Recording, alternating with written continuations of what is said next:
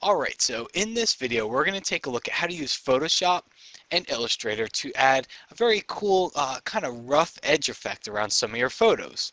Now, I'm kind of taking this off of a tutorial I did almost a year ago on the Nat Member website, where I actually gave you custom shapes that you could download and do something very similar. But today I'm going to show you how you can kind of create your own edges inside Illustrator.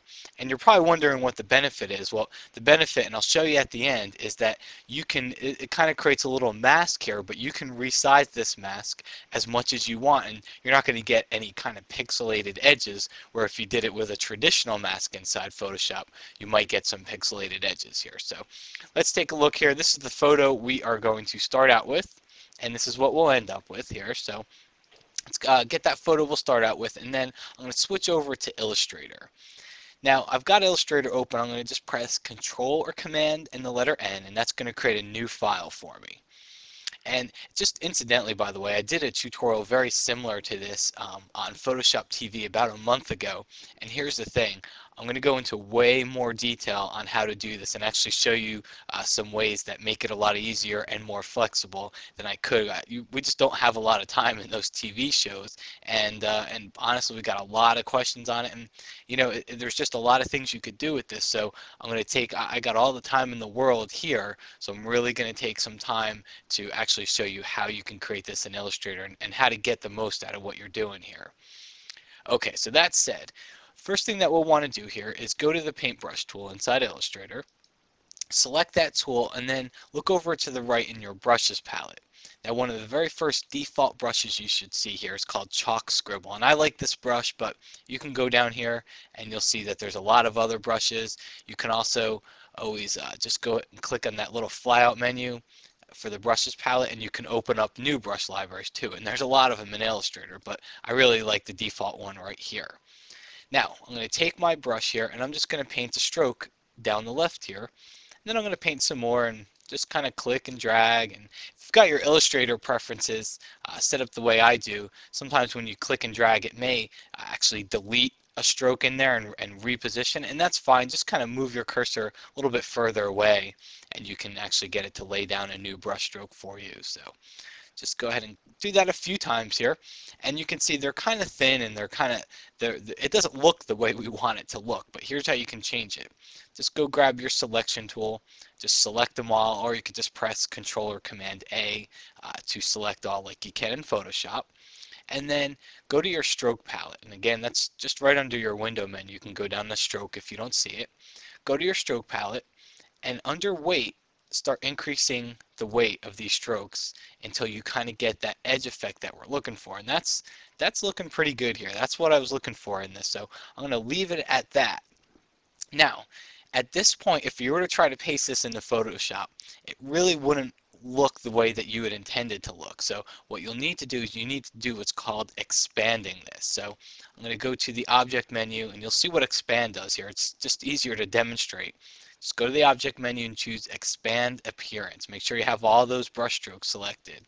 See what happens? It changed them from brush strokes to now it's a path. And it is one ugly path. If you can see here, these are all points in here. Look at that. These are all points on the path. It's just ugly. Now what happens is if you try to paste this into Photoshop, it could take a while because Photoshop's got to render every single point here, and there's probably tens of thousands of them in here. So here's the trick, and here's something I didn't show on Photoshop TV. What you want to do is go to the window menu, go down to Pathfinder. That opens up a little palette here.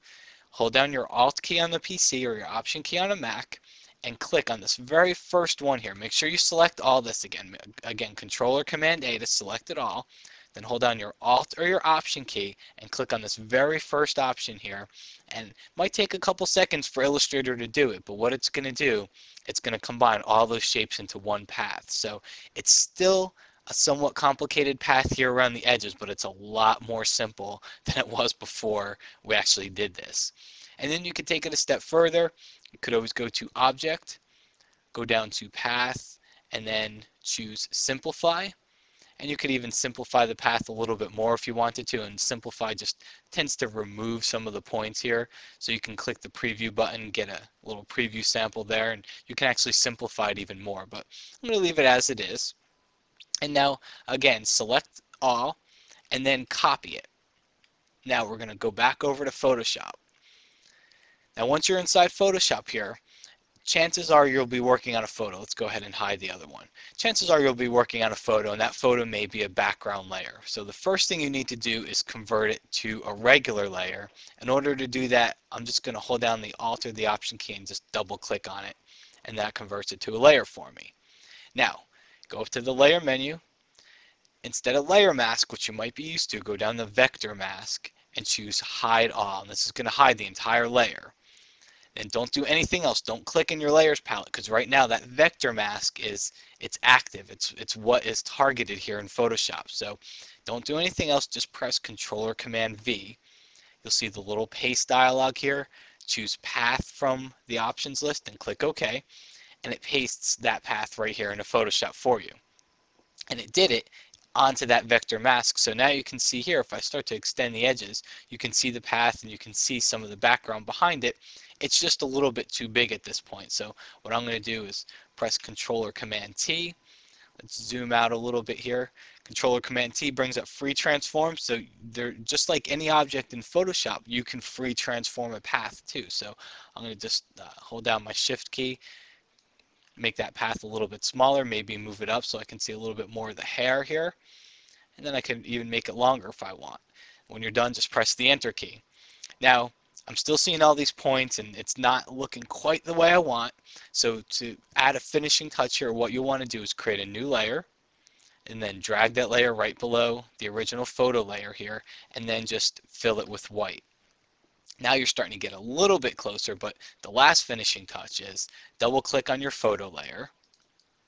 Okay, opens up the layer style dialog box, add a drop shadow and take a look at that. See how it starts to lift the photo off the page here? Maybe bump up the size a little bit, drop down the opacity, but look at that. It really starts to lift those edges off of the page here. Probably drop the opacity a little more, and then click OK. We can zoom in a little bit here. Now, what's really cool about doing this, see, it gives you that nice ripped effect. What's cool about doing this, if I didn't do it as a vector mask, if I did it as a layer mask, well, if I try to click on this vector mask, now don't click on the layer, click on the vector mask so you can see the outline of the path here. Press Control or Command T, go into Free Transform, and I can make it really tiny. So I can press Enter. So I've really resized the vector mask, and I'm doing it dramatically here, but now press Control or Command T again and then make it large again. Watch what happens. See, it still retains all of that crisp edge quality that I had the first time when I pasted it in. So that's why it's a cool technique to be able to use Illustrator to create these edges, because you get a lot more flexibility. And honestly, inside Illustrator, there's a lot of those brushes I showed you right here. Let's flip back over here. Inside the brush palette here, if you click on the little flyout menu, go down to Open Brush Library, you'll see a lot of different brushes in there. There's borders, there's textures, there's a lot. So you've got a lot of different effects that you can create with it. So hope you enjoyed this, and thanks for watching, and we will see you again next time.